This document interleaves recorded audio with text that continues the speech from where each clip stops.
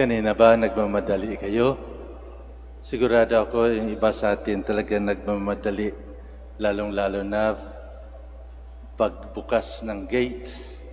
Marami sa atin nagmamadali sa pagpasok upang siguro makaupo. Okay naman dahil hindi naman tayo masyadong marami sa first Saturday na ito. Iba-ibang ang dahilan kung bakit ang mga tao ay nagmamadali.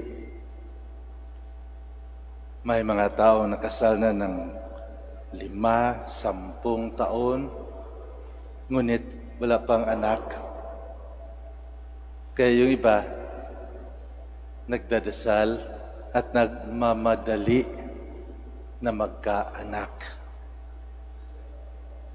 Yung iba naman, nagmamadali na magkaanak na kahit wala pang kasal, may anak na. Nagmamadali. May mga dahilan sa pagmamadali.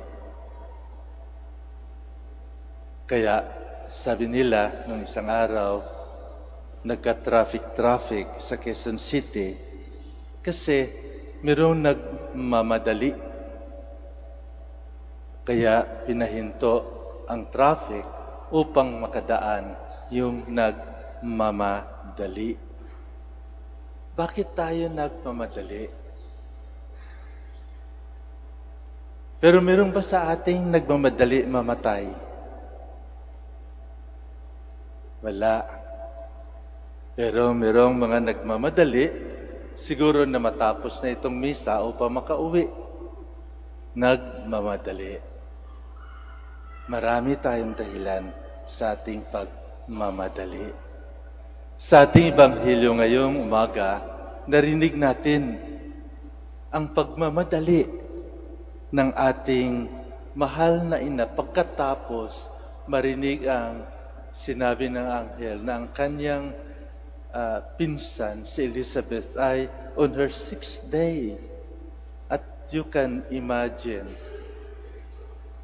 in her old age, in her 6th month rather, 6 month na buntis at malapit ng mga anak. Nagmamadali ang ating mahal na ina na bisitahin siya, napuntahan siya. At bakit? Dahil noon wala namang bus, wala namang eroplano. Usually naglalakad sila at sigurado na malayo ang distansya ng bahay nila sa bahay ni Elizabeth. Kaya nagmamadali. Usually, pag magmamadali tayo, marami tayong nakalimutan. Kung minsan, pag magmamadali tayo, wala tayong dala. Nakalimutan natin yung ating mga pasalubong. Ang ating mahal na ina, iba. Dahil sa kanyang pagmamadali, may dala-dala siya ng pasalubong. Hindi niya nakalimutan dahil dala-dala niya ang kanyang pasalubong. At anong pasalubong na ito? Pagpasok pa lamang sa bahay, pagsabi ng ating mahal na ina, siguro, shalom, peace. O kung sa atin, good morning, kamusta, may tao. Narinig ni Elizabeth ang kanyang tinig. Anong sabi ni Elizabeth? Blessed are you among women, and blessed is the fruit of your womb. But who am I that the mother of my Lord should come to me? The moment your greeting sounded in my ears, the baby stirred in my womb for joy. Blessed is she who trusted that the Lord's word for to her would be fulfilled. Kahit nagmamadali si Maria na makarating upang tulungan si Elizabeth sa kanyang Siguro pagpanganak, sa pagtatrabaho, sa paghanda sa lahat ng bagay na kailangan ng babaeng manganganak, dala-dala niya ang kanyang pasalubong. At ang kanyang pasalubong ay walang iba kundi ang anak ng Diyos, si Jesus. Kaya masaya ang mag-ina.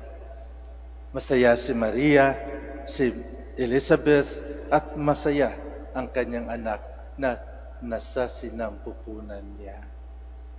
Bakit? Dahil ibang-iba ang pasalubong ni Maria. Ang pasalubong ni Maria ay ang kaligtasan ng mundo, ang anak ng Diyos. Mga kapatid, sigurado ako, ang iba sa atin, pagkatapos ng misa, ay bibistahin ng kanilang mga kaibigan, kanilang pamilya. Ano kaya ang ating pasalubong? Ang ating pasalubong ba ay galing sa tindahan?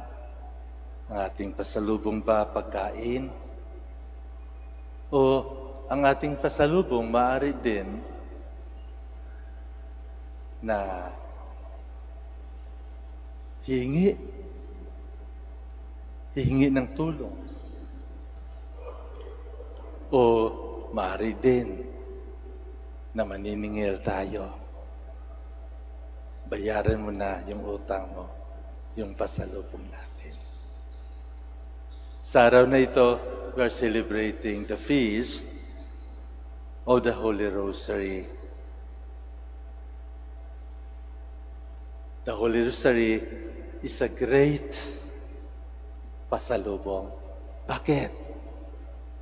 Kasi pag dinasal natin ang Santo Rosario, para na rin dala-dala natin ang ating Panginoon. Para na rin tayong si Maria na dala-dala natin ang persona ng ating Panginoon sa pamagitan ng ating panalangin sa Santo Rosario.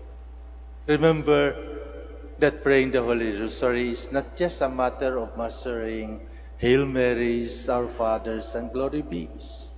Hindi. The content of praying of the Holy Rosary is but the life, the mystery of the life of our Lord Jesus Christ Himself. That is why we begin the mysteries on the Annunciation. On the Annunciation. And then, the mysteries, the glorious mysteries of the coronation of the Blessed Virgin. So tandaan natin, dapat hindi tayo nagmamadali sa ating pagdarasal ng Santo Rosario.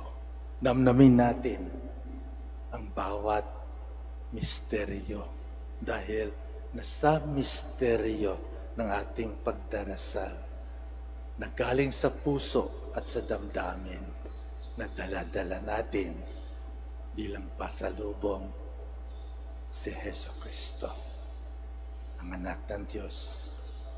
Kanino man tayo pupunta, sino man ang bibisitahin natin kapag tayo ay nagdarasal ng Santo Rosario, kasama natin ang Panginoon.